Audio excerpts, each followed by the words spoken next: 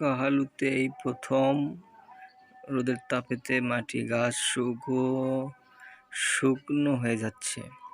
দেখেন রোদের তাপেতে গাছপালা কিরকম শুকিয়ে গেছে, যেটা আমরা অতি কয়েক বছরে দেখি নাই, এখন সেটা দেখতেছি।